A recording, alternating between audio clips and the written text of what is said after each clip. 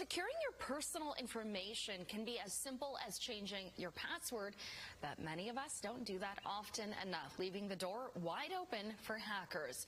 To tell us more about what we can do better to protect ourselves, we are joined by Simone, CEO and President of the Better Business Bureau. All right, Simone, today is a National Password Day. This is an initiative put on by the Better Business Bureau. Tell us why it is so important to have a day specifically for passwords. Well, we know that less than, I think it's 1 in 4 people change their passwords less than once a year. And we also know that passwords, if they're not strong enough, or if someone is hacked, is a really easy way for a criminal to get your information. So not having a good password is something that we really want to attack by having a day where we remind people to do a little spring cleaning, look at your passwords, change them, and make them really as long and powerful and ugly as you possibly can.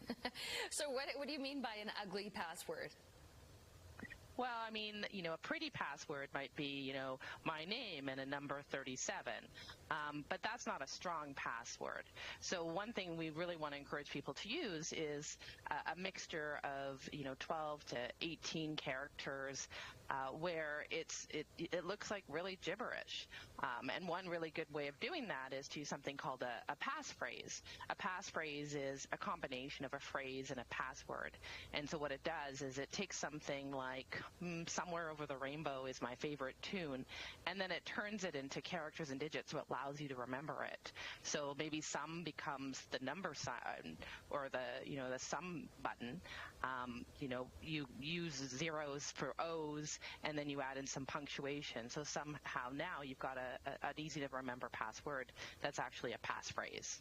Now, you say easy to remember, but I think that's the reason why a lot of people don't change their passwords that often, because it can be difficult to track, especially when you have these really complex ones. And I've fell into that issue a couple times myself where, I've changed a password, made it so complicated, I can't remember. So what tips do you have for people to keep track of their passwords? And then where do you keep that information? Because you don't want that to get hacked either.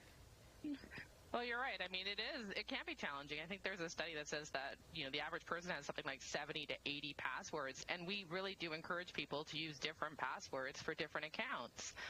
So you can look at things like writing them all down and keeping them in a nice secured spot, or you can look and find some sort of password manager. A password manager is usually some sort of an application that takes all of your information and secures it.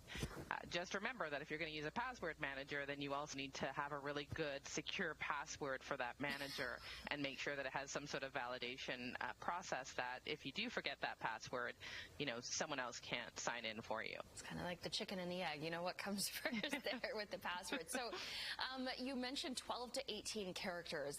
That's quite a bit, but let's also talk about how often you should change your password, because you said less than a quarter of people are changing their passwords, I think, once a year. So how often should we be changing our passwords, and what are the keys to making a strong password? So I would encourage people to change their password at least twice a year, or if something suspicious happens.